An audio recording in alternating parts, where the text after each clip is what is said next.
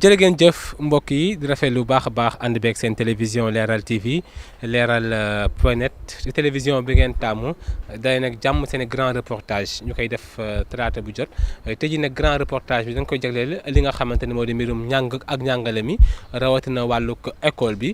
mu mel ne rek ay fan képp moo tax école yi ubbi maanaam bërëb yi nga xam ne fa la ñuy jàngee daal di ubbi loolu nag fi mu ne nag mel ni am na ay coow yu tàmbali juddu diggante ñi nga xamante ne ñoo di parents d'élèves yi ak tamit yenn école privée yi nga xam ne ñoo nekk fii ci Sénégal mu nekk coow yi nga xamante ne mi ngi tàmbalee jug si diggante ñaari parti yooyu moo tax tey jii tamit Leral TV dafa fas yéene si defal gëstu gu yàlla sax ngir xam lan moo sabab boobu la jafe-jafe mu dox si diggante ñi nga xamante moo di parents d'élèves yi ak tamit école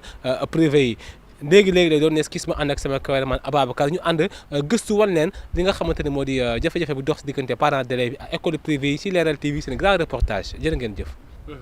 Monsieur Diakhaté yéen jafe-jafe par exemple les parents d'élèves yi di yëkkati ngir wane seen naqar si diggante ak école. ñun jafe-jafe bi ñu am c'est très simple hein. Depuis ba mbas mi duggee ci dëkk bi je crois qu'à la date du 16 avril le gouvernement dans ses responsabilités régaliennes a décidé que nañu tëj école yi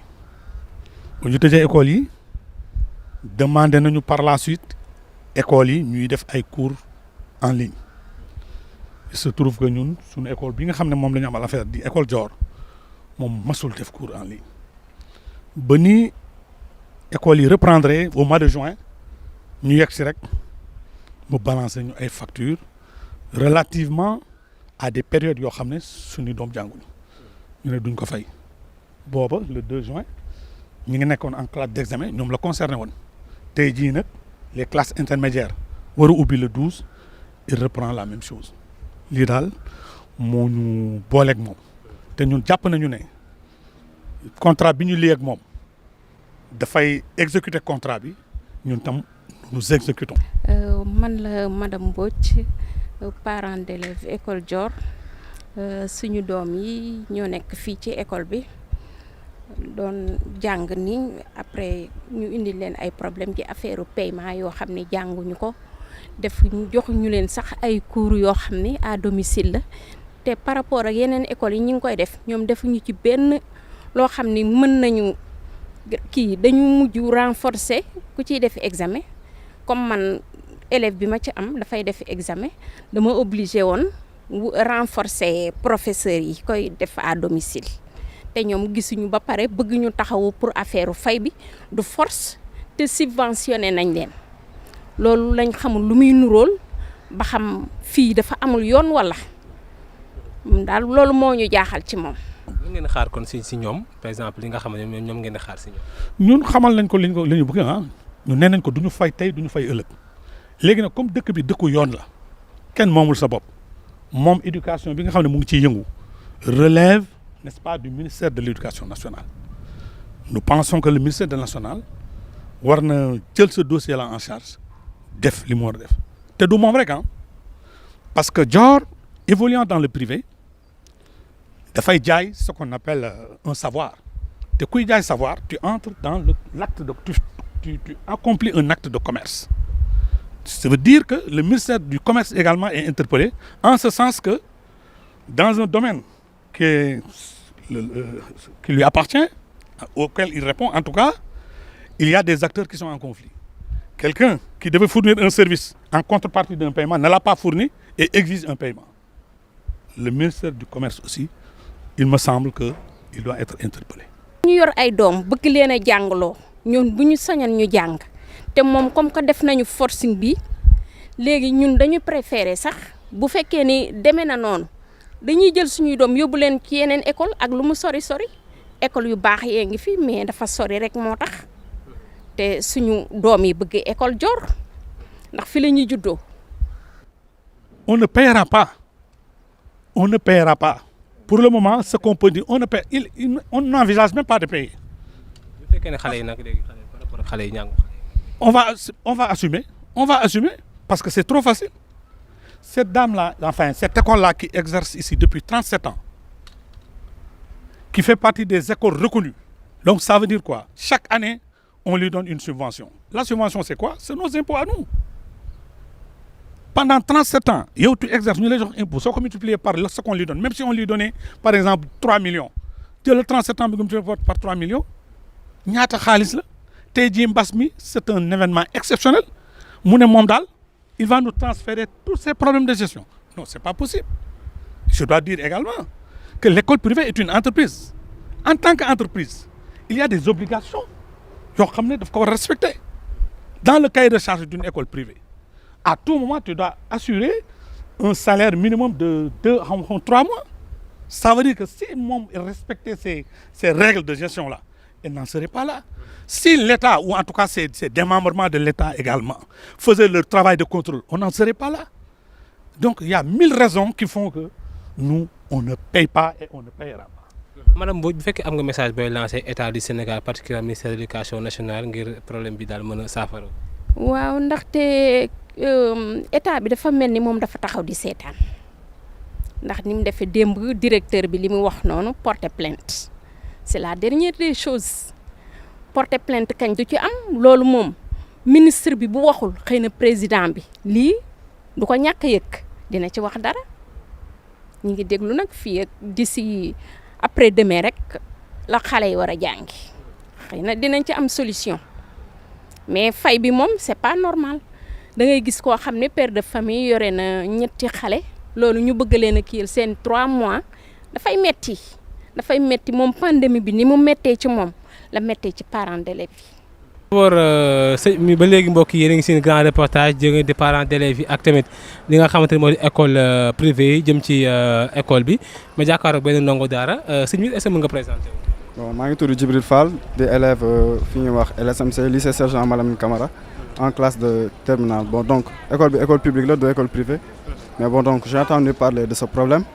surtout notamment fii nii ma jege parce que maa ngi dégg fi HLM Grand Médine maa ngi dégg problème école Dior bi ñu may wax la même chose parce que ma dégg ni quand même tamit bon parents yi duñ nangu fay parce que supposé seen doom yi jàng ñu 3 mois yi donc ñu jàpp ni loolu waruñu ko fay. mais man sama point de vue même suñ doon fay xaaj bi sax moitié li ñu doon fay par mois au moins ñu jéem a arranger professeurs yi parce que quand même suñu xalaatee ne am nañ ay doom yu ñu war a nourrir seen famille aussi et tout ça donc ñoom ñu jël exemple sur loolu daal en fait xam ni ñoom loolu mooy seen source de revenu parce que tey jii ñoom suñu leen defoon la même chose sous prétexte ne corona bi la ñoom tamit duñ si génn professeurs duñ si génn parents yi duñ si génn boog laay wax donc. si point de vue boobu noonu daal bon loolu moo nekkoon sama xalaat quoi ni même suñ mënoon fay xaaj bi waaw ñu def ko. daal parents d'élèves yi waruñu mën a fay xaaj bi daal. waaw au moins sax ñu fay xaaj bi au moins sax wala su nekkoon sax 1/3 yi sax parce que lu mu tuuti dina mën a dundal daal. L'éducation est un droit constitutionnel c'est-à-dire que xale bu bëgg a jàng parent bu bëgg a jàngal sa doom l'État doit te créer toutes les conditions pour nga def ko aujourd'hui l'État le nombre d'écoles publiques qu'il a ne peut pas satisfaire les besoins. Il s'est désengagé en permettant à certaines écoles, à l'école privée d'exercer. Mais malgré cela, par effraction, l'école privée également fait une activité publique. Je l'ai dit tantôt, l'école privée reçoit des subventions. Donc l'État ne peut pas se débiler, ce qu'il semble faire actuellement. dañoo bëgg a seetaan te ñoom ñoo war a taxaw ne ko les gens là ils ont droit à l'éducation da nga leen war a fay loolu la ñuy xaar ci moom bu jël toutes ses responsabilités mais jusqu'à présent on constate que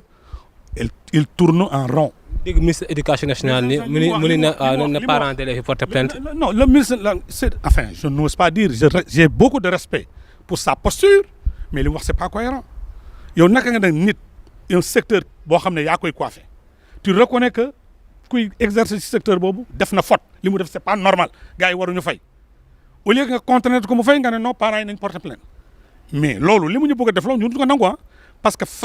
pour rester en justice mooy nga dem fay ba pare avec vos preuves ngeen dem tribunal loolu c'est donner temporairement gain de cause à l'école et nous on le fera pas ñun xam naa fa ñuy mujj comme le ministre ne semble pas être en mesure de régler nos problèmes nous allons nous adresser au père de la nation, comme on le dit dans le jargon, le président de la République, qui est la clé de voûte de toutes les institutions. Comme les institutions intermédiaires ne peuvent pas régler, nous, on va directement saisir le président de la République. soo ma wax sa mbokk élèves yi rek par rapport ak élèves yi nekk ci école privée yi. ah maanaam ñoom ñu jéem a wax ak parents yi tamit fàttali leen juste que ñoom tamit prof yi ay nit leen ni ñoom dañoo am ay doom yu ñu war a dundal comme ni leen war a dundalee donc te ñoom mun nañ leen jàppee ñeneen comme seeni frères et tout daal la waaw ñun daal laa doon wax élèves yi bon donc suñ si mënee ñoom tamit jàpp parce que tamit bon dañuy xalaat ñoom tamit suñ màggoon tamit ba nekk professeur suñ leen ko doon def nu mu naroon mel daal en fait donc suñ xalaatee foofu rek war nañ delluwaat si daan seen xel en fait. ngeen jàpp ni bu ñu ko defee rek coow lu jeex diggante parents d'élèves ak école privée yi maanaam une fois pour toutes au Sénégal. non mais xam nga école privée entreprise la moom mooy xam nan lay gérer ay affaire am je pense que nit kuy exercer pendant 37 ans su fekkee ne gisoo woon ci sa bopp doo continuer et je dois dire également que ci entreprise mais dafa am ce qu'on appelle des provisions pour faire face à des aléas futurs loo xam ne c'est les règlements les actes de gestion moo ko exiger chaque année sooy def sa compte d'exploitation mais ça va di nga jël une partie de tes bénéfices nga kii ko pour faire face à des éventualités loolu cumulé aujourd'hui mais lui permet de faire le truc là beneen bi mooy en tant qu'entreprise elle a une banque les banques sont là pour financer les besoins de ces entreprises besoins à court terme moyen terme ou je ne sais pas moi moom moo xam parce que ñun Covid bi du kii nañu nous a impacté mais ñun on a eu à user de pas mal de moyens pour équilibrer notre situation elle n'a qu'à faire pareil et l'État également qui est gardien de tout ça je suis sûr et certain que l'État ne va pas laisser les écoles comme ça. mbokk yi ñoo ko gisandoo li moo nekkoon seen grand reportage bi nga xamante ni tey jii dañ ko jagleeloon li nga xamante ni moo di jafe-jafe bu dox si diggante parents d'élèves yi ak ñi nga xamante ni ñoom ñoo di école privée yi ñoom nag fii mu ne ñi ngi yëkkati seen kàddu ca kaw tamit di ñaxtu tamit di ñaawlu li nga xamante ni moo di anam yu école privée yi doxalee par rapport ak seen ay doom jëm ci école yi nee nañ nag maanaam ñi ngi sàkku ci nguurug Sénégal mu gën leen a jàppale rek bu ko defee li nga xamante moo di seen doom yi mën a nekk tamit ci conditions yu am solo ci biir école privée école bi ñu nekk nag fii mu ne mooy école Dior tamit jot nañu sax def ay démarches ngir tamit jël seen maanaam seen version waaye ñoom ne ñu ngi ñuy xamal jamono ji daal du ñu wax wala moo tax tamit jamono ji du ñu wax moo tax amu leen version école Dior. di jox dig daje mbokk yi incha allahu rabbi si beneen numéro grand reportage si Leral TV Leral.net jaajëfal bu baax a baax Ababacar bu doon nekkoon ci wàllug montage bi ak wàllug tamit caméra bi di jox dig daje incha allahu rabbi beneen numéro grand reportage Leral TV. Canal 33 TNT jërë ngeen jëf.